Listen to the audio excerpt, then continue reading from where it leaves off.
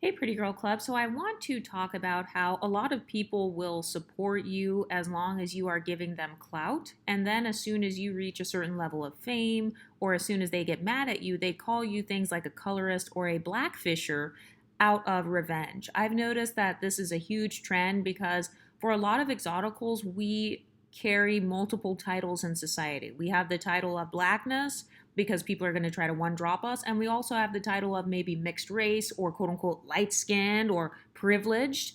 Those are some things that ambiguous black women get called. If you don't know what I'm talking about, please check out my other videos. But I want to talk about this girl, Baby Storme, who was releasing text messages of her friend Ice Spice and saying that she's a colorist and she's cheating on her boyfriend. And my question is, where was all that energy in the text messages? Like, if Ice Spice is truly a colorist, why would you, as a dark-skinned, unambiguous black woman, want to be friends with a colorist? And why would you not call Ice Spice out in the moment? Why would you not say, hey, that's colorist. I don't want to be friends with you because you are a colorist or because you are blackfishing. Why is it that suddenly when you and Ice Spice are no longer friends or, when she seems to be getting more fame than you or whatever, then suddenly you're beefing with her and you want to say that like she's not even a real black woman. So I've noticed that Ice Spice she has lost a couple of friends. So one of them was this Baby Storme girl. And I remember something coming out a few months ago about another unambiguous rapper. I think her name is like Cleopatra or Cleo Trapper or something. And now people are trying to say that, oh, Ice Spice, she's not Nigerian and like she's blackfishing. And it's funny because people online, like on Black Twitter, they were number one making fun of Ice Spice's West African features. They were also saying that Ice Spice looks like an Igbo Nigerian. And there was an interview that Ice Spice did where she said that she has some Nigerian ancestry. And then, as a lot of unambiguous people love to do, they were claiming Ice Spice up and down as being Nigerian and, being a representation for the Nigerian community. And now all of a sudden, when people like Baby Storme are mad at her, now suddenly, oh, she's a blackfisher and a colorist. So do you see how there's this thing where first of all, the unambiguous community gives us a fluid identity because, they will cling on to our 30% or 50% African ancestry, or, they will try to act like they have so much in common with our phenotype. And don't get me wrong, I think that we do have some phenotypes in common, and that's fine. But then they get mad when Ice Spice goes mainstream, basically, and Ice Spice has appeal and starts working with Taylor Swift and doing all these big opportunities. Then suddenly, oh, well, she was never black from the beginning,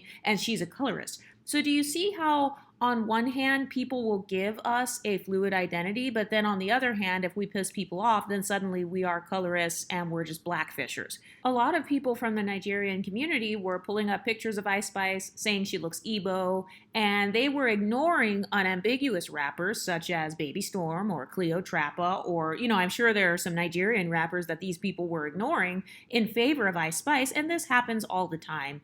We will continue to have fluid identities because the unambiguous black community, especially in female hip hop, unambiguous black women aspire to have the phenotypes of women like Ice Spice in a lot of cases. Or dark-skinned mixed women, same thing. Darker-skinned mixed race women are the standard of beauty for a lot of dark-skinned black women. I've noticed that there's a pattern where a lot of darker skinned black women, they will prop up someone of Ice Spice's phenotype and then they will approximate themselves to her by saying things like, oh, she looks West African. She has the same nose as me, the same features as me. And then some people will actually even try to shame her and humble her for that. But then when Ice Spice continues to succeed and doesn't let those West African facial features hold her back, and when Ice Spice actually embraces her phenotype and succeeds, then suddenly it's, oh, well, you were never black to begin with. So do you see how they throw Ice Spice in and out of blackness in the same way that they do all of us? You are black when convenient.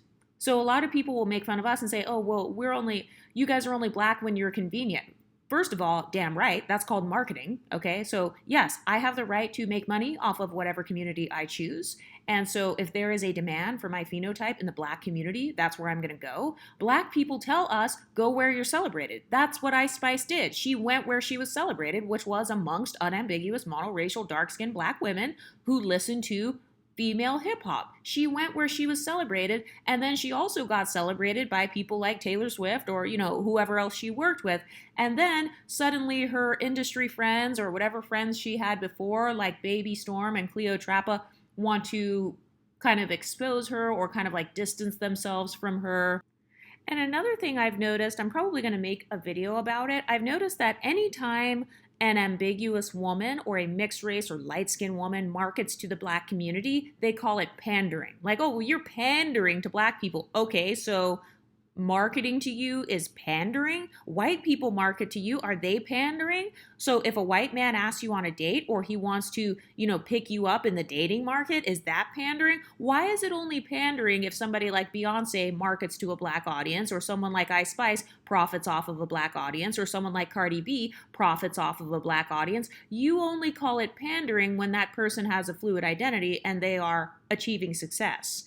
And I've noticed that for some people who are ignorant, they associate success with being around white people or, being celebrated by white people, or in some cases, looking closer to whiteness or dating a white guy. But with this whole thing of implying that Ice Spice is like a colorist and anti-Black or whatever, where was that energy right when she said it? Like, why are you strategically waiting until the right moment to kind of release that information? Oh, is it because your career is struggling and now you want to clout chase by becoming a social justice warrior? Where was that social justice warrioring when it first happened? Why did you not say, hey, I don't want to be friends with you. I don't want to work with you. I don't support your music, Ice Spice, because you're anti-Black and colorist? Why did she not stand up for that rapper that Ice Spice was talking about? I think Ice Spice was talking about this other unambiguous rapper. So it's like, okay, people constantly pressure us, the quote unquote privileged Black women, they pressure us to constantly stand up for Blackness, to be their representation. But then when we do, then they get mad and say, well, you think you're better, or basically you're being a colorist, or you only got to where you are because of your skin tone, or you're not Black enough. And it's like, which one is it? One moment we're Black enough for you to listen to our music, and then the next moment we're not Black enough. And until unambiguous monoracial Black women start to promote women of their own phenotype in the hip hop community more than women like Ice Spice, we will continue to have this advantage, and we will continue to have fluid identities and to use marketing strategies to our advantage. That is one of our core marketing strategies, and I fully support that. I fully support women having fluid identities and going where they're celebrated, and that includes financially. And so for people who say, oh, well, you have to pander to the Black community in order to make money or in order to be successful, marketing is not the same as pandering. Pandering is like if somebody has ill intentions towards your community and then they make money off of you. And it's like, okay, even if they are pandering, that would mean that you are dumb enough to accept the pandering. So who's the real idiot in the scenario, if you want to call it pandering?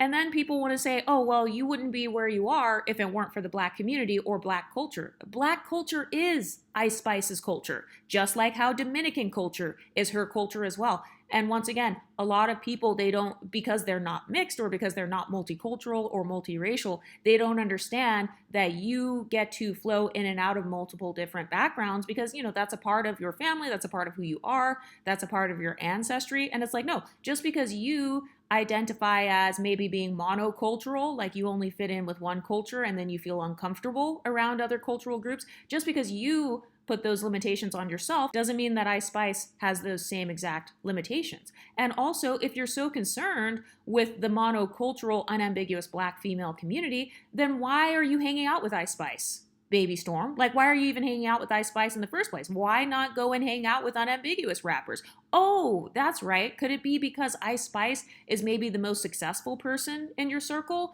And so, you want to approximate yourself to her? Can't I argue that that's pandering?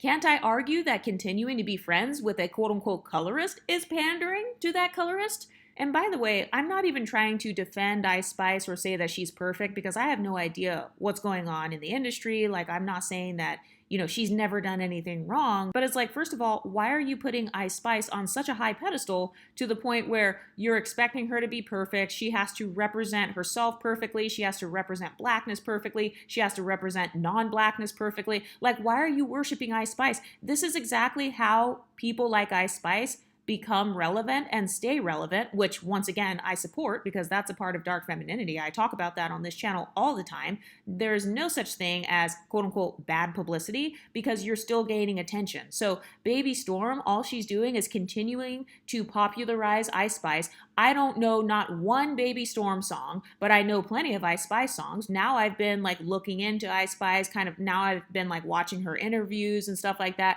So notice how this video is primarily talking about Ice Spice. It didn't do anything to help Baby Storme's career. Honestly, I think that a lot of people get mad when a woman knows how to use her beauty, her sex appeal, and her fluid identity to make it farther than others when it comes to her field of choice. And another critique that I've heard about Ice Spice is she is not talented enough to have the opportunities that she gets. But guess what? Who are you to tell somebody what opportunities they deserve or don't deserve? I actually saw an interview with Ice Spice where she was talking about the concept of like manifestation, for those of you who believe in that. And she was talking about how she believed in herself and she believed that she could make it. She didn't say, I'm the most talented rapper of all time and that's why I made it.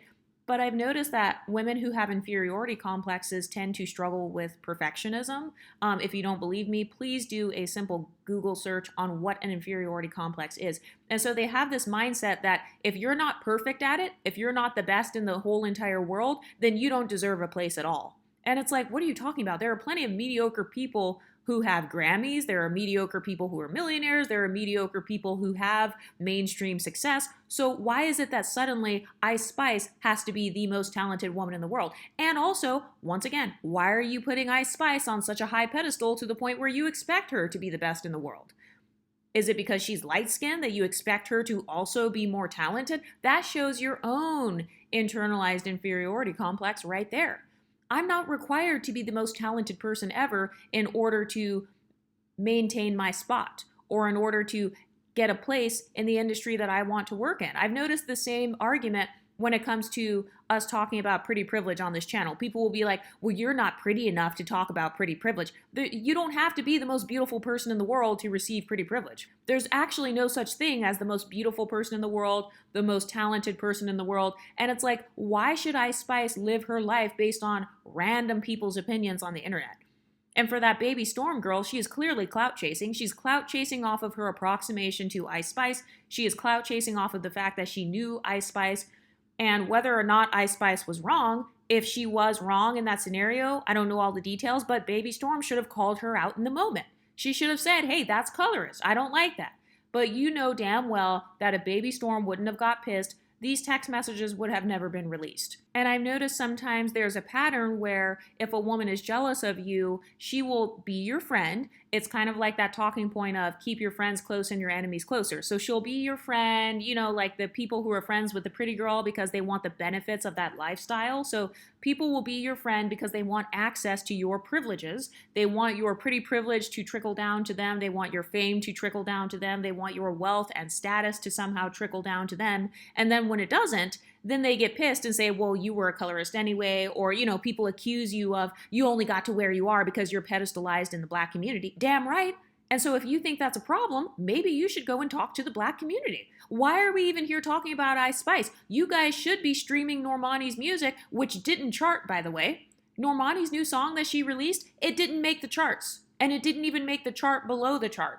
So hopefully it did now at this point, but a lot of women in the unambiguous community are so hyper-focused on light-skinned women, so hyper-focused on mixed race, multicultural, ambiguous women, arguing over whether or not Ice Spice is pretty, arguing over whether or not Ice Spice is Nigerian enough, or whether or not she has West African facial features.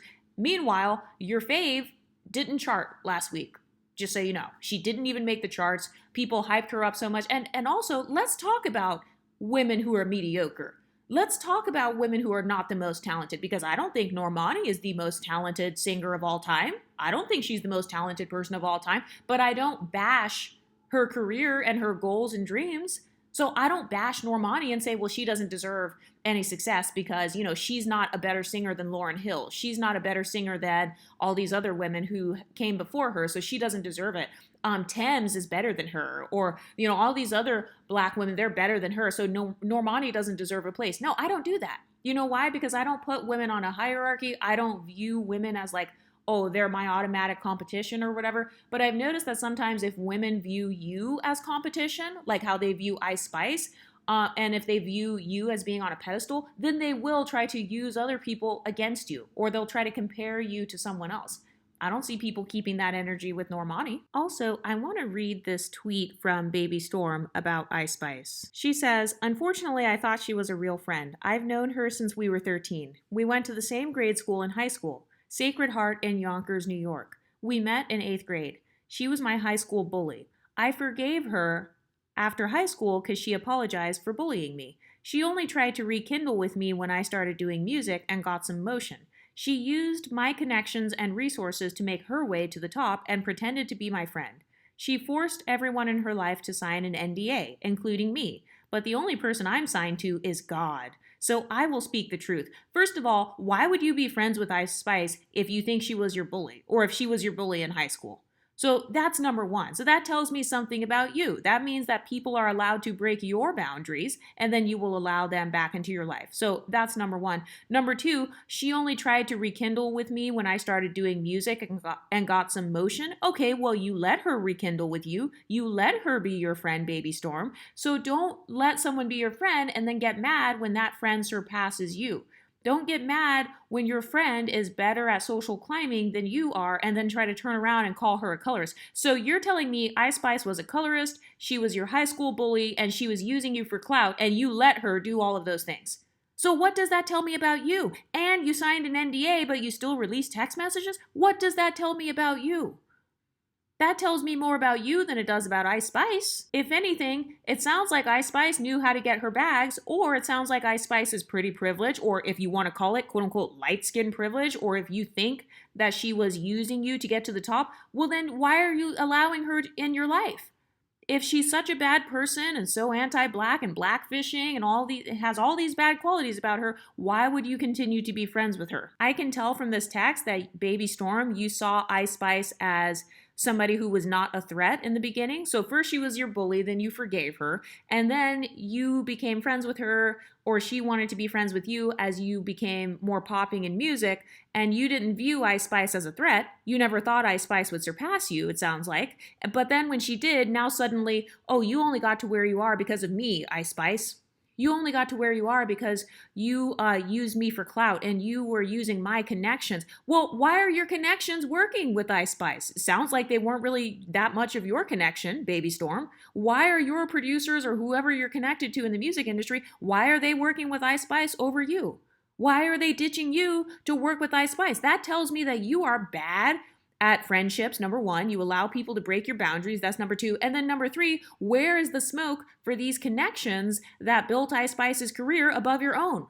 Why is there no smoke for whoever you're saying she stole from you in terms of friendships? Like, did you confront those people? Did you confront your friends who became Ice Spice's friends? Did you say, hey, producer or so-and-so, why are you working with Ice Spice and not me? Did you do that to them? Or are you only bringing the smoke to Ice Spice because she has now surpassed you and you didn't think she would? Is it because you thought you were more talented than Ice Spice? You thought that you would have more success than her, so she wasn't a threat? And now that Ice Spice is worldwide and international, now suddenly you want to come back and expose her for clout? To this day, I don't know not one song by Baby Storme. Anyway, what do you ladies think? Have you ever been thrown in and out of blackness or rejected or called colorist or anti-black once that person realized that your privileges aren't going to become their privileges? Let me know what you think in the comment section, and I'll talk to you next time. Stay pretty, ladies.